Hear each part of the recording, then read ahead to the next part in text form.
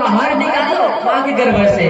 अच्छा हाँ ठीक है बेटा, संकल्प लो और माँ के गर्भ से बाहर जाओ। जैसे संकल्प लिया सो माँ क्या करती है, बच्चे को जन्म दे देती है।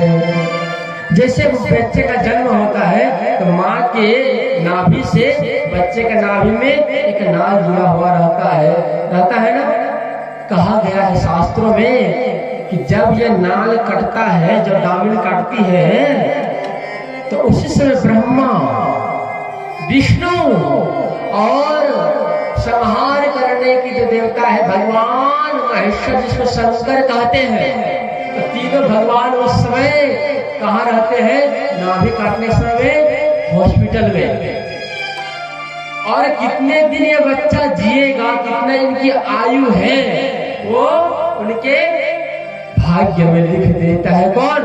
ब्रह्मा जी लिखते हैं कि इसका 100 वर्ष जीना है या 60 वर्ष या 80 वर्ष या 90 या तो फिर जितना वर्ष है, वो ब्रह्मा जी उनके भाग्य में लिखते हैं कि तुमको इतना दिन धरती पर रहना है।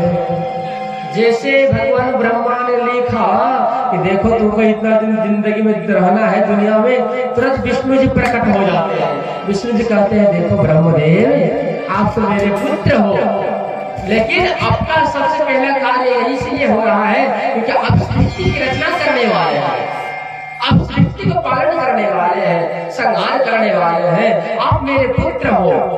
भगवान विष्णु का पुत्र का नाम ब्रह्मा है, वही ब्रह्मा का पुत्र नारद हुए।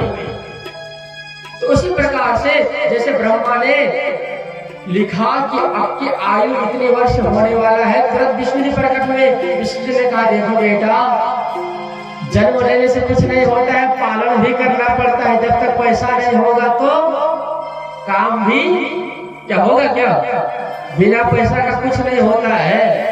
पैसा है तो दुनिया में आप सारा कार्य कर सकते हैं, और नहीं है तो कुछ नहीं हो सकता है। भगवान विष्णु प्रकट हुए इनको साथ लेकर, लक्ष्मी को साथ लेकर के, और माँ लक्ष्मी से कहते हैं विष्णु, हे माँ लक्ष्मी देखो ना मेरा भगत दे जन्म तो नहीं लिया, भगवान ब्रह्मा ने भाग्य पर कितना दिन जीना है यह भी लिख दिया, लेकिन आगे का कार्य मेरा और तुम्हारा ही बचा हुआ है। अब ये कितना धन कमाएगा, ये अरबपति या तो फिर खरबपति होगा या तो फिर ये फकीर होगा, ये सारे चीज अब तुम लिखो।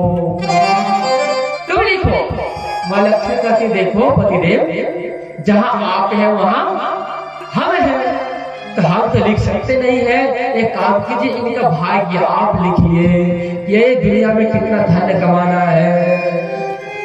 ठीक है, भगवान विष्णु ने लिखा इसको करोड़पति बनना है, अरबपति बनना है, खाकपति बनना है, जो बनना है उसके माइंड में लिख दिया भाग्य में। जैसे लिखा तुरंत भगवान शंकर प्रकट हो गया।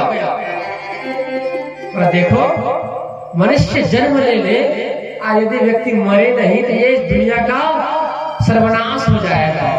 तो देखो इसको मारने के लिए मुझे जन्म लेना पड़ेगा, इसका कल्याण संहार करना पड़ेगा। अच्छा बोले हाँ, तो देखो विष्णु जी आपने धन दिया, बराबर है, धन कमाएगा। धन कमाने के बाद अहंकार जब आ जाएगा, इसको मैं क्या करूंगा, पापों का नाश करूंगा। मारने का मतलब यह नहीं है कि शरीर को गर्दन काट करके मार दे, फिर उसको किसी प्रकार से मार दे। मारने का मतलब ये नहीं होता है। देखिए छोटी सी शब्दों में यह समझे, संहार करने का नाम जो है वो पाप